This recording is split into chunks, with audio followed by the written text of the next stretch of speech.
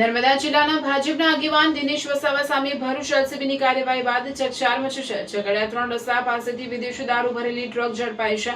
ટ્રકમાંથી 11,916 નંગ દારૂ અને બિયરની બોટલો કીન મળી આવ્યા છે, જેની કિંમત આશરે 22.55 લાખ રૂપિયા હોવાનું સામે આવ્યું છે. પોલીસે ટ્રક, મોબાઈલ સહિત કુલ 32.57 લાખ રૂપિયાનો મુદ્દામાલ કબજે કર્યો છે. સમગ્ર મામલે દિનેશ વસાવા સહિત 3 લોકોને વોન્ટેડ જાહેર કરવામાં આવ્યા છે.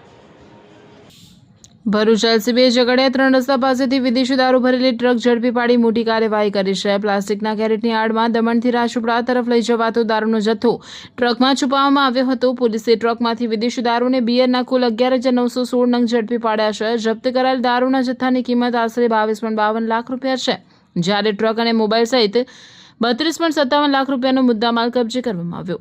પ્રાથમિક તપાસમાં દારૂનો જથ્થો દમણથી રાજપીપળા તરફ લઈ જવાતો હોવાનું સામે આવ્યું છે. પોલીસે ટ્રકના ડ્રાઈવર બબલુકુમાર લક્ષ્મીનારાયણ પ્રજાપતિની ધરપકડ કરી. પોલીસના જણાવ્યા મુજબ દિનેશ વસાવા અને શિવમસિંહ કિયા કારમાં આગળ રહી ટ્રકનું પાયલોટિંગ કરતા હોવાનો પણ ખુલાસો થયો છે. મહત્વનું છે કે દિનેશ વસાવા સામે અગાઉ પણ દારૂના કેસના આક્ષેપો સામે આવ્યા હોવાનું પોલીસ રેકોર્ડ અને જાહેર નિવેદનોમાં ઉલ્લેખાય છે. વર્ષ 2016માં ચિત્રોડમાંથી દિનેશ વસાવા સાથે સંકળાયેલો આશરે 3 કરોડ રૂપિયાનો દારૂનો જથ્થો ઝડપાયો હોવાનો ઉલ્લેખ સામે આવ્યો છે. વર્ષ 2023માં સાંસદ મનસુખ વસાવા એક સરકારી કાર્યક્રમ દરમિયાન જાહેર મંચ પરથી દિનેશ વસાવાને મોટું બુટલેગર ગણાવતું નિવેદન આપ્યું હતું. દિનેશ વસાવાની પુત્રી રશ્મિતા વસાવા નર્મદા જિલ્લા પંચાયતની આમલેથા બેઠક પરથી સભ્ય છે અને અગાઉ આરોગ્ય સમિતિના ચેરમેન તરીકે પણ રહી ચૂક્યા છે. વર્ષ 2022ની વિધાનસભા ચૂંટણી દરમિયાન દિનેશ વસાવાને તેમની પુત્રીએ દાવેદારી નોંધાવી હોવાનો પણ ઉલ્લેખ છે. હાલ ભરૂચ એલસીબીએ સમગ્ર મામલે વધુ તપાસ હાથ ધરી છે અને વોન્ટેડ આરોપીઓને ઝડપી પાડવા માટે કાર્યવાહી શરૂ કરી છે. ગઈકાલે ભરૂચની એલસીબી પોલીસે ઇંગ્લિશ દારૂ દમણથી જે આવતો હતો એ મુદ્દામાલ સહિત 33 લાખનો દારૂ પકડ્યો.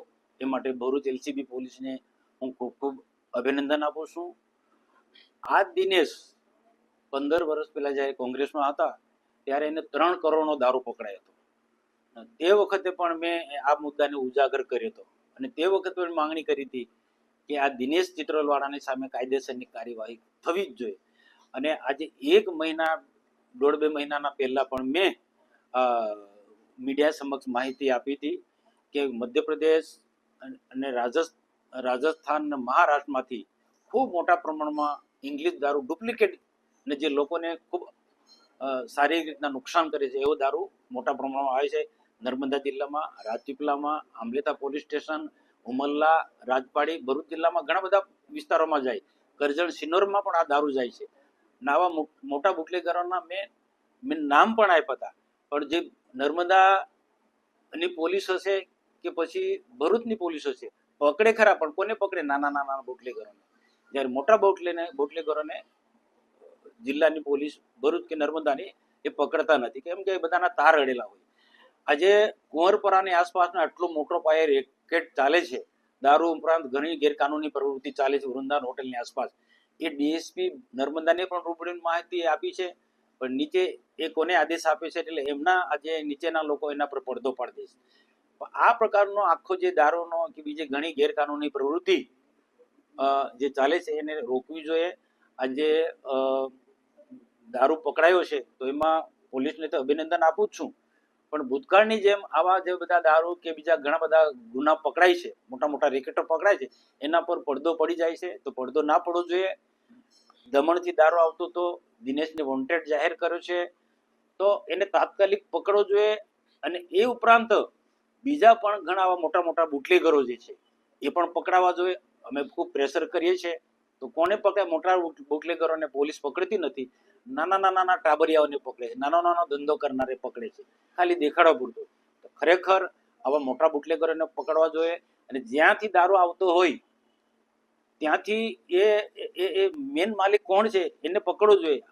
આ જે રીતના દિનેશ ચિત્રોલને પકડ્યો અને વોન્ટેડ જાહેર કર્યો છે એ રીતના બીજા ઘણા બધા મોટા મોટા બુટલેગરોને પણ જાહેર કરવા જોઈએ. તો આજે મારે ભરૂચની પોલીસને મારે આગ્રહ છે કે એને કોઈ પણ પ્રકારના ઉપર પડદો ના પાડવો જોઈએ. અને બીજા ભરૂચ જિલ્લાની અંદર ઉમરલા છે, રાજપાડી છે કે ઝઘડિયા વિસ્તારની અંદર ઘણી બધી જગ્યાએ ભરૂચ શહેરમાં પણ આવા મોટા મોટા બુટલેગરો જે છે એ કરજણ સિનોરમાં પણ જે મોટા મોટા બુટલેગરો છે એ બધાનો દારૂ પકડાવવો જોઈએ. અને એક એકની સામે કાર્યવાહી થવી જોઈએ એવું હું સ્પષ્ટ માનું છું. જો એ કોંગ્રેસમાં હતા ત્યારે ચિત્રોડમાં દારૂ પકડાયો એ 3 કરોડ રૂપિયાનો દારૂ પકડાયો હતો. તે વખત પણ અમે કાયદેસરની કાર્યવાહી કરી હતી. એ પછી એમાંથી આ ધંધો આ પ્રકારનો ચલાવવા માટે ભાજપમાં રહીને સરકાર ભાજપને એટલે આ ધંધો ચલાવવા માટે